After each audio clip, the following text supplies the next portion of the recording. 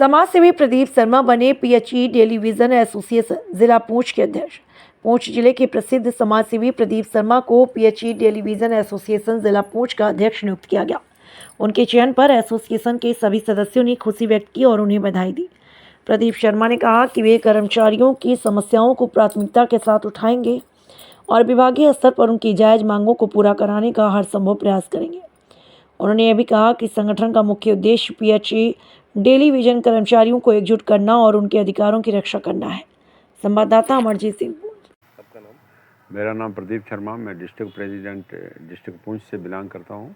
क्या कुछ कहना चाहेंगे? और टेलीविजन रात को ही एसोसिएशन आप मीडिया के सामने आए हैं, किस बारे में?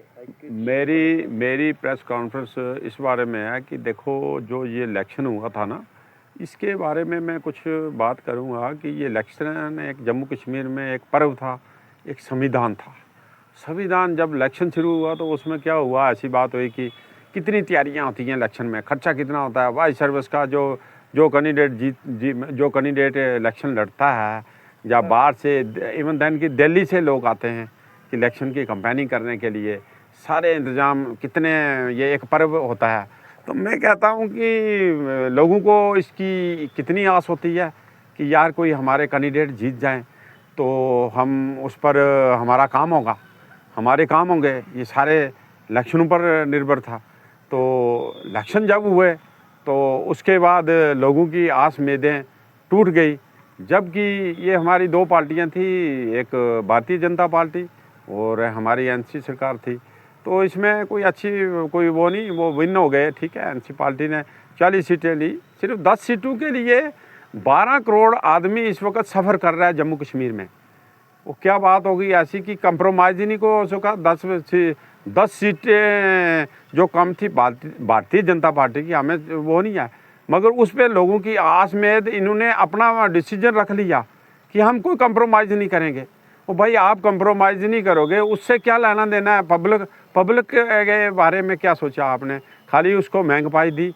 ये रेट जो महंगाई से ये बेचारा दिन रात वो जूझ रहा है, ये एक।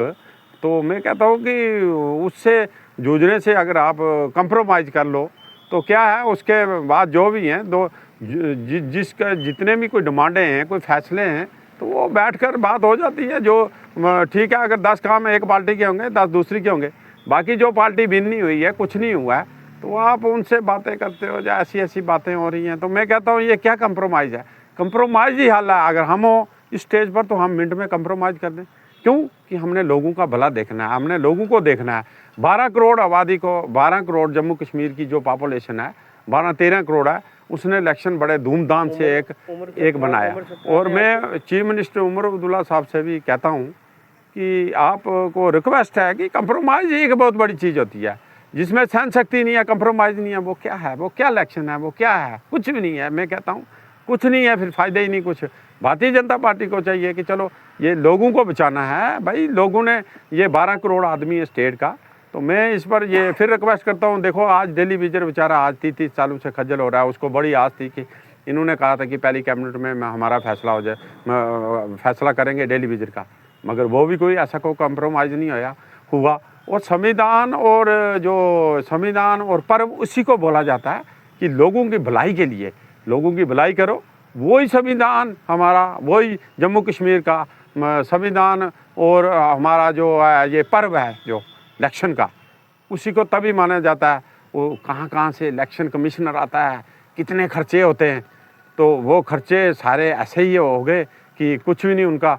तो मैं फिर रिक्वेस्ट करता हूँ जनाब गवर्नर साहब को, और मैं चीफ मिनिस्टर साहब को कहता हूँ कि पार्टी जो है भारतीय जनता पार्टी है, ये इकट्ठे होकर ये लोगों को सफ़र में मत रखो, लोगों को परेशानियों में मत डालो। फिर इतना इलेक्शन करवाया, इतना खर्चा कराया, इतना कुछ करवाया, लोगों आस पर बैठे हैं, कभी कुछ टूटा है, कभी कुछ टूटा है, कभी कुछ टूट रहा है। तो क्या फ़ायदा? जोड़ने से ही फ़ायदा है, टूटने से कुछ फ़ायदे नहीं होते हैं। ये बहुत बड़ा सिस्टम रखना पड़ता है बंदे को जब इलेक्शन में होता है। जो अगर एक हेड बंद है, उसको जिम्मेवारी दी जाती है, तो उसका फ़र्ज़ है कि लोगों की डिमांडें और लोगों को मसले को उसके हल ढूंढना और उसके हल करना और उनको खुशी है हमारे।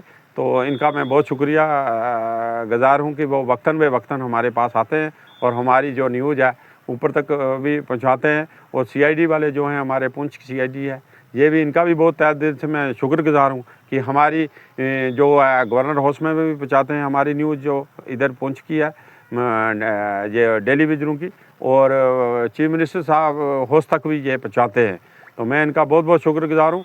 फिर मैं रिक्वेस्ट करता हूँ कि ऐसे भेदभाव से कोई फ़र्क नहीं होता है, कंप्रोमाइज़ से ही सारे हल होते हैं और कंप्रोमाइज़ होना चाहिए। ताकि मेरी रिक्वेस्ट है ये डेली विजन पहली कैबिनेट में, मैं फिर चीफ मिनिस्टर साहब को कहता हूँ कि जब पहली कैबिनेट हो डेली विजनों का मसला हल हो, ताकि ये डेली विजन सफ़र कर रहा है बेचारा, ये रिटायर होने के कतार में है, इनका टाइम पीरियड बिल्कुल ख़त्म हो चुका है, कईयों का ख़त्म हो गया, कईयों का ख़त्म होने वाला है।